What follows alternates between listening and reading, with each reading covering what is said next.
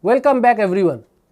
In the last lecture, we had seen the recipe of solving optimal control problems.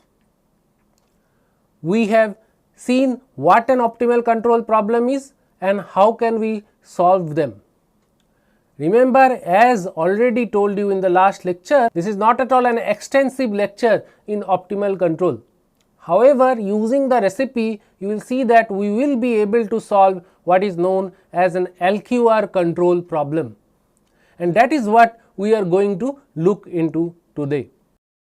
So, the finite horizon linear quadratic regulator problem is defined in this way, where we have a linear system x dot equal to x plus bu with an initial condition say, and we have to minimize a cost functional of this form. This is a quadratic cost functional here because you are writing x transpose qx, which if suppose x was 1 cross 1, in that case this becomes a quadratic term, and if you have u 1 cross 1, then this also becomes a quadratic term. So, we have a quadratic cost here that we are trying to minimize, and here q is a symmetric matrix which is positive semi-definite, and r is a symmetric matrix which is positive definite. We will understand the interpretation of what does q and r signify later in the next lecture. However, today we will just try to see, if you are given such a problem where you have a linear system and you have a cost functional of this form, how can we find out the u star?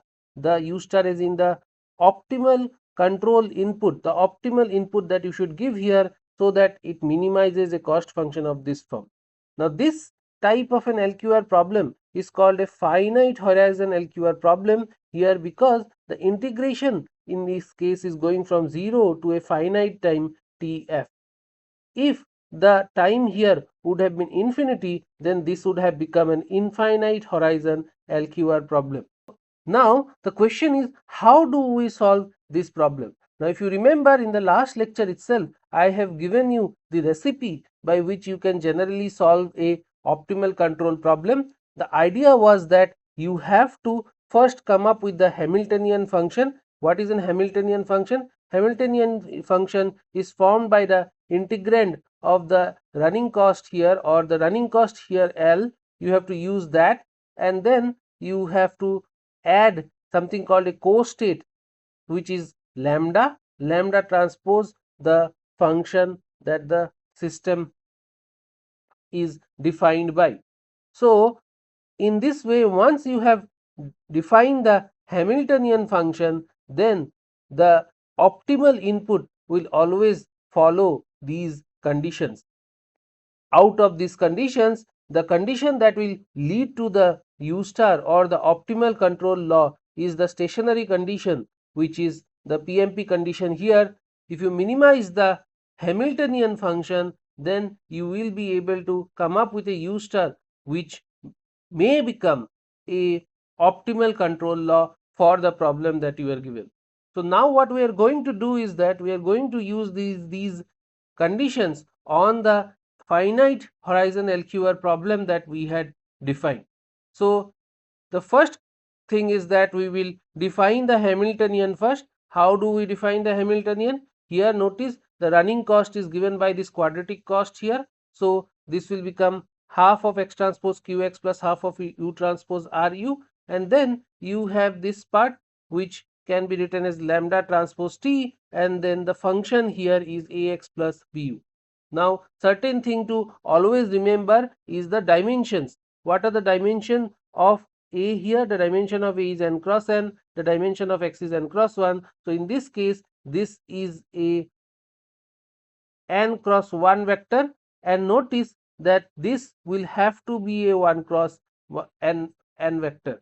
So, lambda in this case is actually a n cross 1 vector.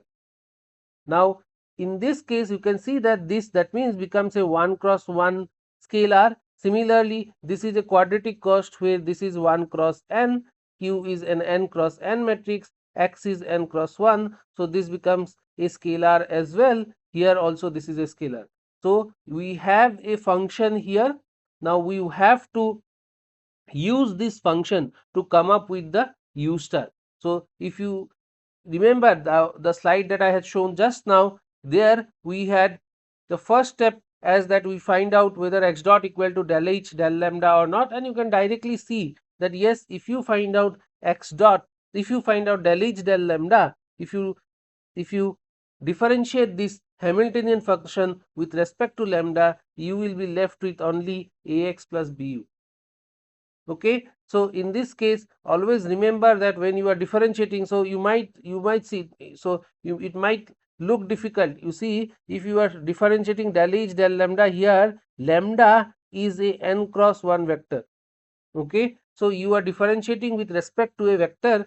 So in this case, when you differentiate del h del lambda, you will be left with ax plus bu, because these terms does not depend on lambda. Okay, and why am I not writing as x transpose A transpose plus U transpose B transpose?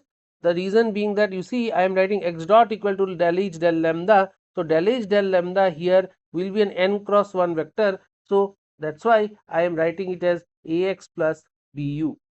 So you can see that x dot will come out to be equal to Ax plus Bu. Now the co-state equations, remember lambda are called the co-states, and the co-state equation satisfies lambda dot equal to minus del h del x. Now if I go ahead and find out minus del h del x, so I have to differentiate this function with respect to x. Now here the terms that are dependent on x are this and the term lambda transpose ax. Rest of the terms are not dependent on x, so we have to differentiate it now. Now in this case, you should always remember that when we differentiate, suppose you differentiate x transpose qx, okay, so in that case again here you see x is an n cross 1 vector, so the output of this differentiation will be n cross 1, so this will become equal to 2 times of qx.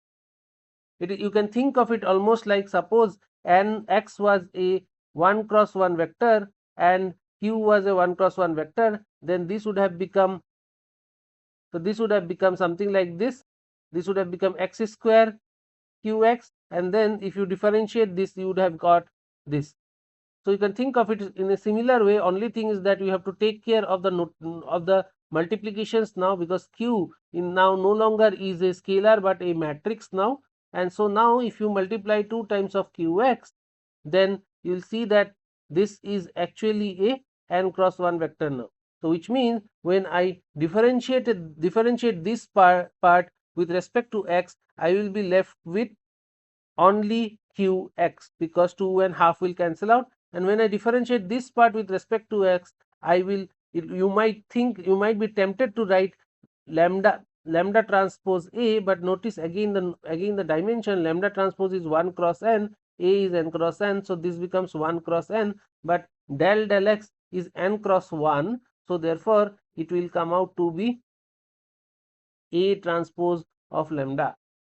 Okay, so if you differentiate this part with respect to x, it will come out to be A transpose of lambda to keep the dimension same. So therefore lambda dot is equal to minus qx plus, or this should have been minus qx minus A transpose lambda. This negative sign will come here. So therefore this will be the co-state equation. Now the third was the PMP condition. Now what does the PMP condition give us? So the PMP condition says that u star will be given by the argument of the minimization of this function. So the u that minimizes this function is your u star, is your u star. Okay, that is what this symbol means. Argument of minimization means that you minimize this function, and the u that satisfies that minimizes that function will be your u star. And we know how to minimize functions. Since u is not constrained here, I can directly minimize a function. This is a function, so I can directly minimize a function as del h del u equal to 0. Of course I should not say completely that it's a function, it's a functional actually. However, I mean, in order to minimize a functional, you can go for del h del u equal to 0. So what is a functional? Functional is a function of a function, right? Here this is a function of a function. These are functions also, so these are called functional. So coming back to what I was discussing, so in order to find out u star, I have to minimize this function with respect to u, and in order to minimize that function with respect to u, the stationary condition is del h del u equal to 0. So if I do del h del u equal to 0, let's see which are the terms which has u in it. So this is the term which has u in it, and the other term which will have u in it is lambda transpose bu. So if you differentiate, by now you understand, if I differentiate this function, I will be left with ru, and if I differentiate this function, I will be left with b transpose lambda, and that is what we will write. So ru plus b transpose lambda is equal to 0, and therefore now we have u star must satisfy this equation. And notice that this actually gives you a optimal input that will be basically given by minus r inverse of b transpose lambda. Can I do an inverse? Yes, I can, because R is a positive definite matrix, and since it is a positive but definite matrix, it will be invertible because none of the eigenvalues of R are 0. All the eigenvalues of R are positive, which means that I can invert this matrix. Okay, so now if you have this matrix, now look at the control law that we are getting. It is like minus R inverse B transpose lambda. So it almost looks like u equal to minus kx. Only difference is that x is being replaced by lambda now. So if I can somehow replace lambda with x, then it will become a state feedback controller. So here are the equations that we got: state equation, co-state equation, and from the stationary condition we have u star equal to minus r inverse b transpose lambda. I have not used the terminal condition here because in the cost function there is no terminal cost. So terminal as in the at the end what will be the cost. So I am not using the terminal condition in this case. So these are the three things that you get. Now how do I get rid of lambda? Here is where we make an assumption. So lambda t, we are assuming that it will be equal to p times of xt. So basically we are saying that lambda is nothing but a linear combination of the state variables in the state vector xt. Okay, this is an assumption, and using that assumption, now if I put lambda t in this expression, so u star will come out to be this. Now notice that this has become a control law of the form u star equal to minus kx, where k is being given by this expression R inverse B transpose of P. So this is a state feedback control law. The only problem now is that I do not know what is the value of P. If somehow I can find out the value of P, I know what the k is. So that is what we are going to do now. So now notice that since I have taken lambda to be equal to Px, I can write it in this form. And now remember, this P is dependent on time. Okay. So now if I take a, if I write down from the on the left hand side, if I write down in place of lambda, so remember lambda t is equal to Pt x of t. So I can go ahead and do a differentiation of lambda, then I will get Pt x dot t plus p dot t x of t, and that is what we have written on the left hand side. And now we can replace x dot by ax plus bu. Once we replace x dot by ax plus bu, this is what we get. Remember, u is u star now, and now u star can also be replaced by this expression here. So I am replacing u star by R inverse of B transpose Pxt. Remember, P is dependent on time here. P is not a constant here. P is dependent on time. That's why we are writing P dot T. I have not repeated the arguments of time here, but all the P's here have time in it.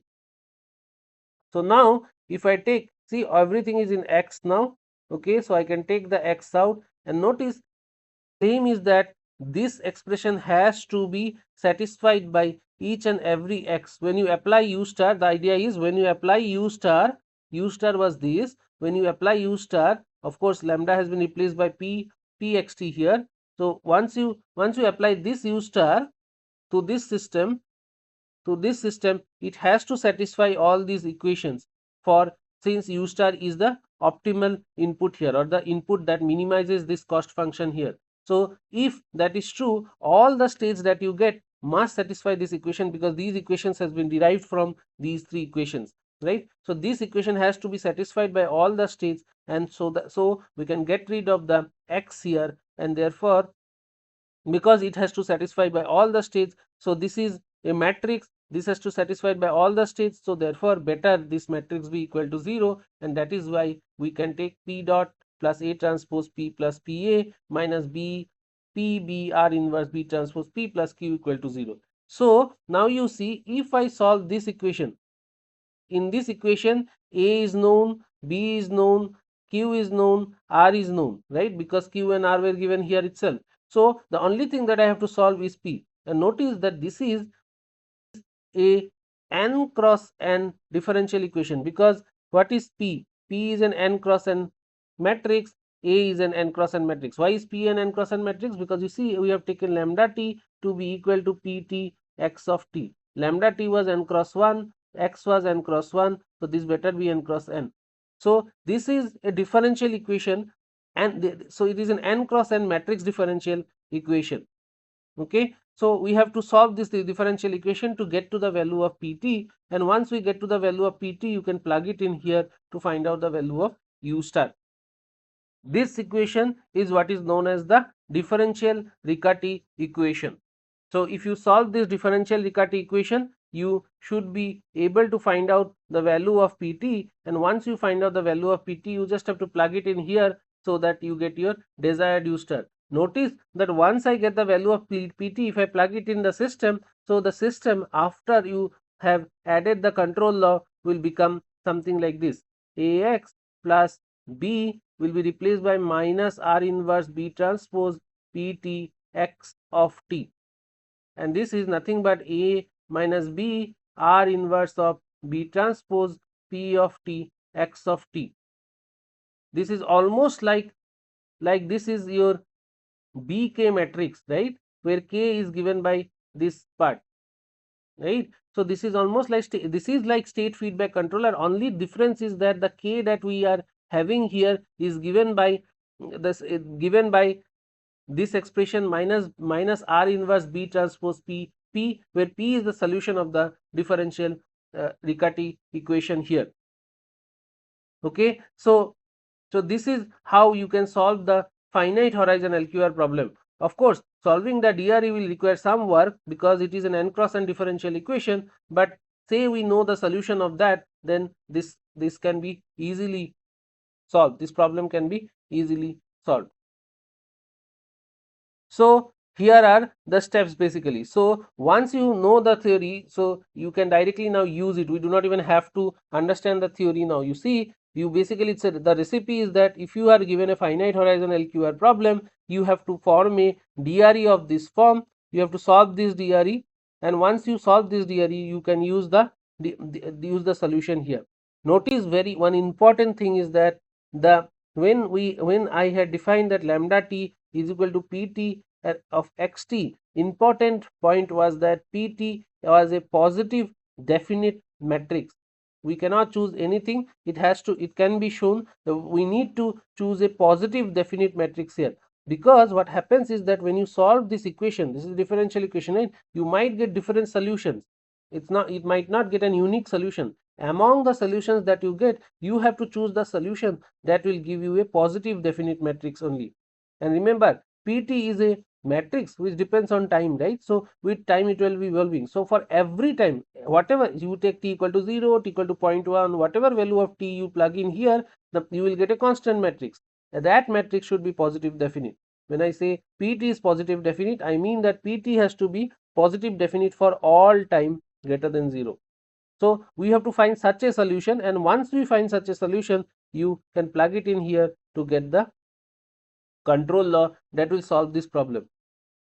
It's a neat solution because it is giving you a state feedback controller. You know already what a state feedback controller is. The only thing that is being done here is that you are finding out the k using this differential Riccati equation.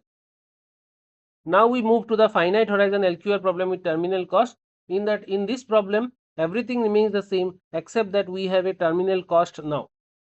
Now once we have a terminal cost, there will be a boundary condition that lambda of TF must satisfy this.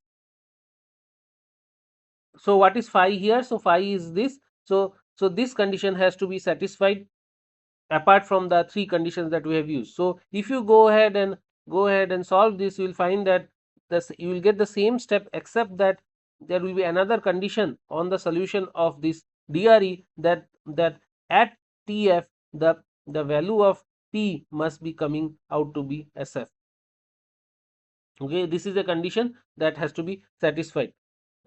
So I'm not going into details about finite horizon problem much, but from the finite horizon problem I want to land to the infinite horizon LQR problem, because that is the problem that I mainly want to focus on. So this is the infinite horizon problem. In the infinite horizon problem, the TF here becomes infinity, and in that case what happens is that the DRE that you had will become a algebraic Riccati equation. In other words, what you mean that Pt, which was dependent on time, will become a constant matrix P. It will converge to a constant matrix P, and limit of t tending to infinity P dot t will become equal to 0. See, these things can be proven. So with proofs it can be shown that limit of t tending to infinity P dot will come out to be 0, and P of t will all converge to constant matrices.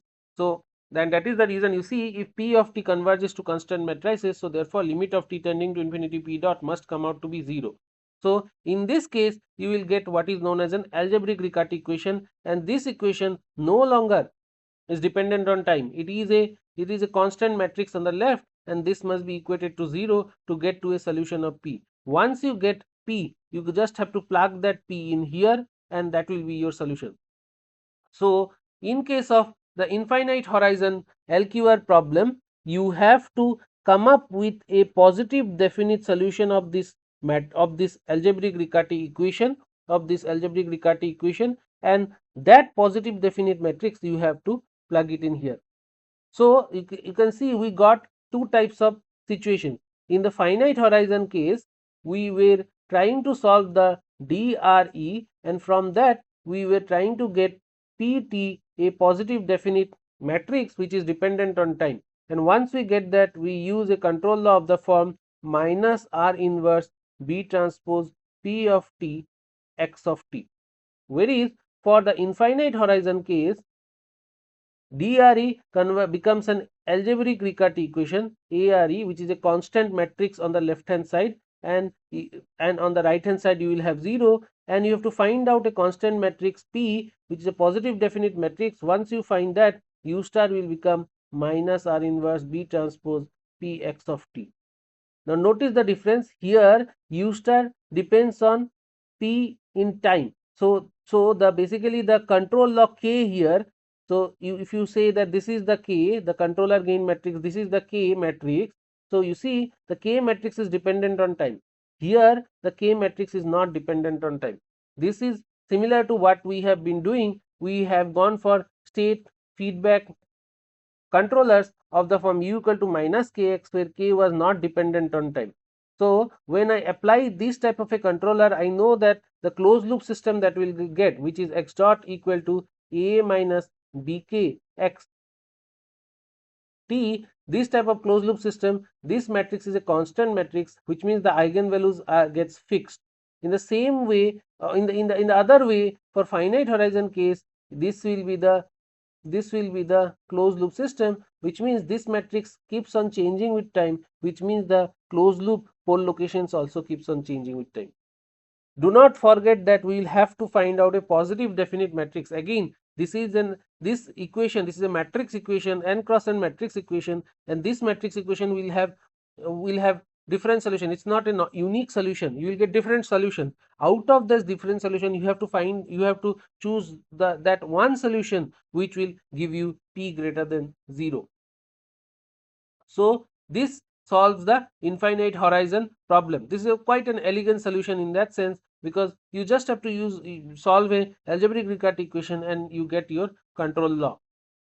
Now the theorem states that if AB is stabilizable, we know what stabilizability is, right? Stabilizability means that the system's uncontrollable eigenvalues are on the left half plane, and if A root Q, now what is root Q? Q is a matrix, right? So Q is a Q is a matrix, root Q, you can think of root Q as the square root of the elements of Q. So you will get another n cross n matrix. So A comma root Q is detectable. So if A comma root Q is detectable, we can say that the LQR gain K equal to R inverse of B transpose P guarantees that all the eigenvalues of A minus Bk strictly lies on the left half of the complex plane.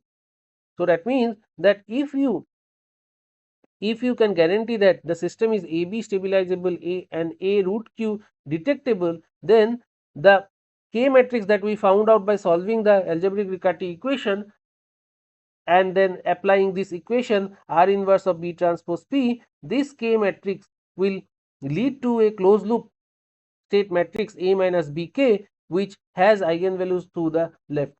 Remember, in case of U equal to minus Kx, the state feedback controllers that we were designing, we were choosing where the eigenvalues would be. In this case, we are not choosing that, but it turns out that if these two conditions are satisfied, the p greater than 0 that we find out when we plug it in here, the K matrix that we get, that itself guarantees that the eigenvalues of this will be placed on the left half of the complex plane, and those are placed at such a point that the trajectories of the system are such that this cost function get minimized. So this is the power of LQR control. Now if I do a comparative analysis of LQR control and pole placement, notice that in case of pole placement or eigenvalue assignment, we had to choose the desired closed loop location. Here the desired closed loop locations are chosen by the way you choose U and R. Remember, Q and R, I have never explained what Q and R are. We'll talk about it in the next lecture. However, if you keep on changing the value of Q and R, you will get different values of different gain controller gain matrices, and which means you can place your eigenvalues at different places. Okay, pole locations. So this is specified by the designer. This is automatically determined by the ARE solution. You see here in this case we had to tell where the pole location should be based on maybe the peak overshoot or something else. In this case it will be automatically found out by the ARE solution. And how can I keep on changing the pole location? If I keep on changing the value of Q and R. Now here no formal optimality guarantee is there because I am not minimizing any cost function here, but here we are minimizing a cost function, therefore we will have a optimality guarantee. Now this pole placement idea generally is ill conditions for MIMO systems, but in case of LQR it directly extends to MIMO system because the equations itself, the algebraic Riccati equation itself is an n cross n matrix. Here in case of pole placement, the closed loop pole locations that we were trying to place depended on parameters like peak overshoots, etc. Whereas in case of LQR, it is more a balance between energy and effort, and this point is what we are going to discuss more in the next lecture. And ease of tuning. In pole placement, it is hard to know where to place the poles, right? Choosing the poles becomes a big question. Suppose you have a which is say 100 cross 100, that means you have to choose 100 poles. Okay, so now choosing how to place 100 poles, where to place 100 poles is a big question, right? So however, in this case we do not have to do anything like that. It mainly depends on the value of Q and R and some physical intuitions. In the next lecture, we will take up a few examples and see what are the effect of Q and R in the response of a system when we deal with an LQR optimal control problem. Thank you.